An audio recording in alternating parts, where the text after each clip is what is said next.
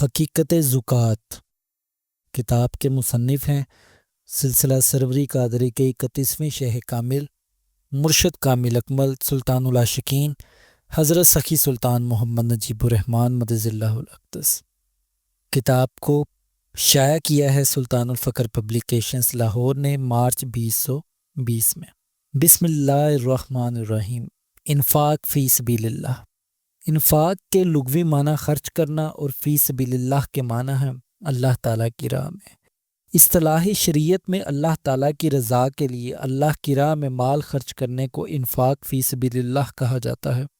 شریعت میں اللہ تعالیٰ کی راہ میں مال خرچ کرنے یعنی انفاق فی سبیل اللہ کی دو قسمیں ہیں، ایک انفاق واجبہ، دوسری انفاق نافلہ۔ ان میں سے ایک قسم فرض اور دوسری نفلی صدقہ اور خیرات کے زمرے میں آتی ہے۔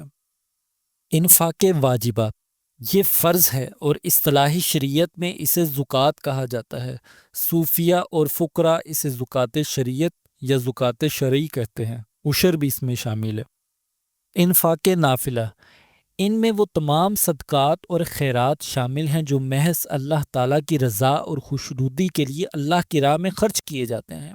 فقراء اسے زکوٰۃ حقیقی یا زکوٰۃ حقیقت کے نام سے موسوم کرتے ہیں۔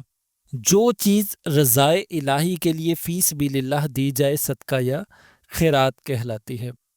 ہمارے یہاں عموماً صدقہ کو صرف اس مال کے زمرے میں شامل کیا جاتا ہے جو بیماریوں یا دیگر مسائل اور مشکلات سے بچنے کے لیے اللہ کی راہ میں دیا جاتا ہے یا نظر بد سے بچاؤ کے لیے دیا جاتا ہے۔ واضح ہو کہ یہ صدقہ صرف صدقات کی ایک قسم ہے جسے صدقہ رد بلا یا صدقہ نظر کہا جاتا ہے۔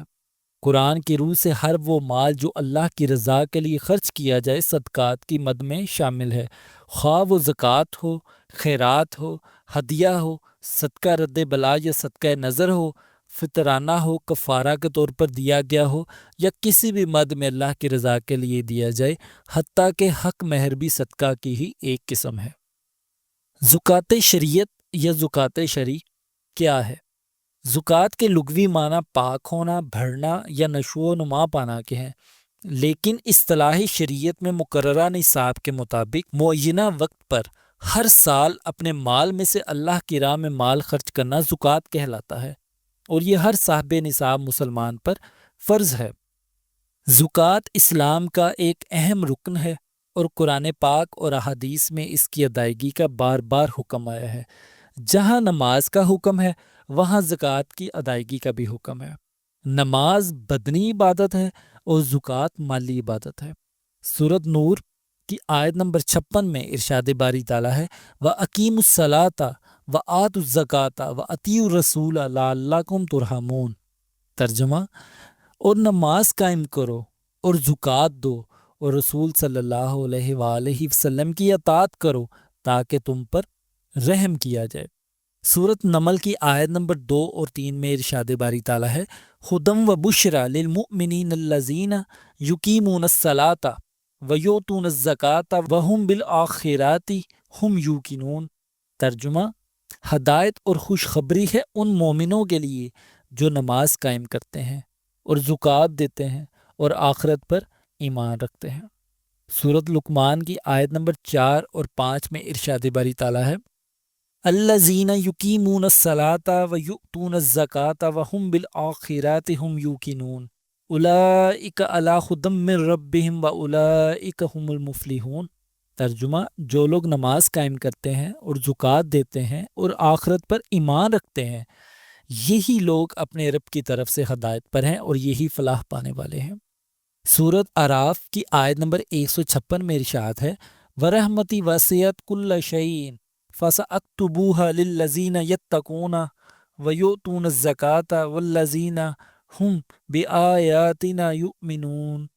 ترجمہ، اور میری رحمت ہر چیز کو گھیرے ہوئے ہے، پس میں عنقریب اسے ان لوگوں کے لیے لکھ دوں گا جو تقوی اختیار کرتے ہیں، زکوٰۃ دیتے ہیں اور ہماری آیات پر ایمان لاتے ہیں۔ سورۃ روم کی آیت نمبر 39 میں ارشاد ہے وَمَا آتَیْتُم مِّن زَکَاةٍ تریدون وجہ اللہ فاولئک هم المتقفون۔ ترجمہ، اور جو زکوٰۃ تم اللہ تعالیٰ کے قرب اور وصال کی خاطر دیتے ہو تو وہی لوگ اپنا مال بڑھانے والے ہیں۔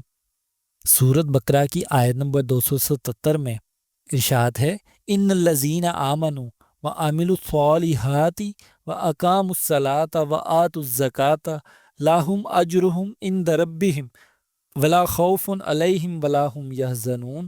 ترجمہ، بے شک جو لوگ ایمان لائے اور اعمال صالح اختیار کیے اور نماز کو قائم کیا اور زکوٰۃ دیتے رہے، ان کے لیے ان کے رب کے ہاں بہت بڑا اجر ہے، اور ان کے لیے نہ کچھ خوف ہے اور نہ ہی کوئی غم۔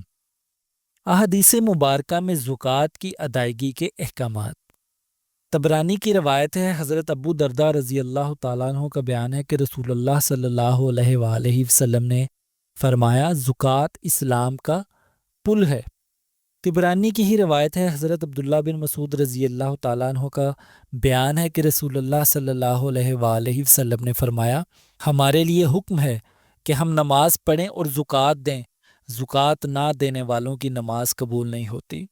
ترمذی کی روایت ہے، جو شخص اپنے مال کی زکوٰۃ ادا نہیں کرتا، اللہ تعالیٰ اس کے مال کو قیامت کے دن سانپ بنا کر اس کی گردن میں ڈالے گا۔ ابو داؤد کی روایت ہے، زکوٰۃ دے کر اپنے مال کو مضبوط قلعے میں محفوظ کر لو، اپنے بیماروں کا علاج صدقہ کے ذریعے کیا کرو، اور مصیبت کے نزول کے وقت دعا اور عاجزی سے مدد مانگو۔ طبرانی اور مستدرک کی روایت ہے، حضرت جابر بن عبداللہ رضی اللہ تعالیٰ عنہ روایت فرماتے ہیں، رسول اللہ صلی اللہ علیہ وآلہ وسلم نے فرمایا، جس نے اپنے مال کی زکوٰۃ ادا کر دی، اس مال کا شر اس سے جاتا رہا۔ بخاری کی روایت ہے، حضرت ابو ہریرہ رضی اللہ تعالیٰ عنہ روایت فرماتے ہیں کہ نبی اکرم صلی اللہ علیہ وآلہ وسلم نے فرمایا، جب تو نے اپنے مال کی زکوٰۃ ادا کر دی تو تو نے فرض ادا کر دیا۔ مسند احمد کی روایت ہے، حضرت عمار ابن حزم رضی اللہ تعالیٰ عنہ کا بیان ہے کہ رسول اللہ صلی اللہ علیہ وآلہ وسلم نے فرمایا، اللہ نے اسلام میں 4 چیزیں فرض کی ہیں، جو شخص ان میں سے 3 ادا کرے گا وہ اسے کچھ کام نہ دیں گی جب تک کہ پوری 4 ادا نہ کرے۔ وہ 4 چیزیں یہ ہیں، نماز، زکوٰۃ، ماہ رمضان کے روزے اور بیت اللہ کا حج۔ طبرانی کی روایت ہے، حضرت عبداللہ ابن عمر رضی اللہ تعالیٰ عنہ سے روایت ہے، رسول اللہ صلی اللہ تعالیٰ علیہ وآلہ وسلم نے فرمایا، جو شخص اللہ اور اس کے رسول کو مانتا ہے اسے چاہیے کہ وہ اپنے مال کی زکوٰۃ دے۔ طبرانی کی روایت ہے، حضرت عکرمہ رضی اللہ تعالیٰ عنہ بیان کرتے ہیں کہ حضور اکرم صلی اللہ علیہ وآلہ وسلم نے ہمیں فرمایا، تمہارے اسلام کی تکمیل یہ ہے کہ تم اپنے مال کی زکوٰۃ ادا کرو۔ مشکات شریف کی روایت ہے، حضرت عائشہ رضی اللہ تعالیٰ عنہ فرماتی ہیں کہ میں نے حضور اکرم صلی اللہ علیہ وآلہ وسلم کو فرماتے ہوئے سنا ہے، جس مال میں سے زکوٰۃ نہ نکالی جائے اور اس میں ملی جلی رہے تو وہ مال کو تباہ کر کے چھوڑتی ہے۔ نصاب زکوٰۃ، مال اور دولت کی وہ خاص مقدار جس پر زکوٰۃ فرض ہو جاتی ہے، اصطلاح شریعت میں اسے نصاب زکوٰۃ کہا جاتا ہے۔ جس شخص کے پاس نصاب کے مطابق مال اور دولت 1 سال کی مدت تک جمع رہے اسے صاحب نصاب کہا جاتا ہے۔ جب تک مال بقدر نصاب نہ ہوگا زکوٰۃ فرض نہ ہوگی۔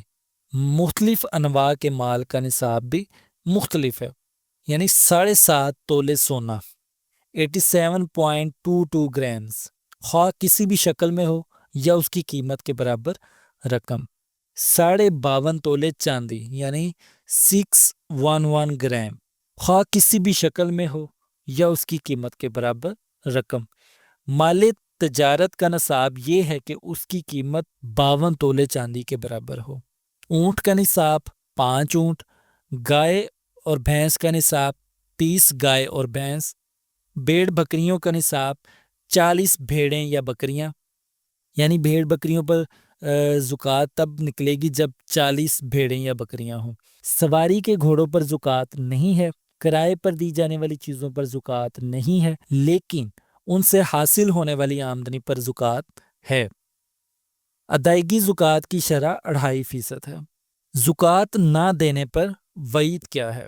قرآن و حدیث میں زکوٰۃ ادا نہ کرنے پر سخت وعید آئی ہے، حتیٰ کہ اللہ تعالیٰ نے زکوٰۃ ادا نہ کرنے والوں کو مشرکین میں شامل فرمایا ہے۔ سورۃ حامیم السجدہ آیت نمبر 6 اور 7 میں اللہ تعالیٰ فرماتا ہے وَوَيْلٌ لِّلْمُشْرِكِينَ الَّذِينَ لَا يُؤْتُونَ الزَّكَاةَ، اور مشرکین پر افسوس جو زکوٰۃ ادا نہیں کرتے۔ بخاری اور مسلم کی روایت ہے، حضور نبی اکرم صلی اللہ علیہ وآلہ وسلم معراج کی شب ایسے لوگوں کے قریب سے گزرے جن کے پیچھے اور آگے دھجیاں تھیں، وہ اس طرح چر رہے تھے جس طرح جانور اور بکریاں ہوں، اور وہ جہنم کی گرم اور کانٹے دار جھاڑی چرتے تھے۔ آپ صلی اللہ علیہ وآلہ وسلم نے پوچھا، اے جبریل، یہ کون لوگ ہیں؟ انہوں نے عرض کیا، یا رسول اللہ، یہ وہ لوگ ہیں جو اپنے مال کی زکوٰۃ ادا نہیں کرتے تھے۔ اللہ تعالیٰ نے ان پر ظلم نہیں کیا، اور اللہ تعالیٰ اپنے بندوں پر ظلم کرتا بھی نہیں۔ حضرت ابو ہریرہ رضی اللہ تعالیٰ عنہ سے مروی ہے کہ رسول اللہ صلی اللہ علیہ وآلہ وسلم نے فرمایا، جو بھی سونے اور چاندی کا مالک اس میں سے زکوٰۃ ادا نہ کرے، قیامت کے دن اس کے لیے آگ کے 7 پڑے بنائے جائیں گے اور انہیں دوزخ کی آگ میں گرم کیا جائے گا، پھر اس کے پہلو اور پشت کو داغا جائے گا، اس کا بدن اس قدر وسیع کر دیا جائے گا کہ سب پڑوں کو کافی ہو جائے گا، اگر زیادہ ہو جائیں تو بدن بھی بڑھا دیا جائے گا، جب ٹھنڈے ہوں گے تو انہیں دوبارہ گرم کیا جائے گا، یہ کام دن بھر ہوگا جو 50,000 سال طویل ہوگا، آخر کار بندوں کے درمیان میزان سے فیصلہ ہو جائے گا اور وہ اپنی راہ چلے گا، جنت یا دوزخ۔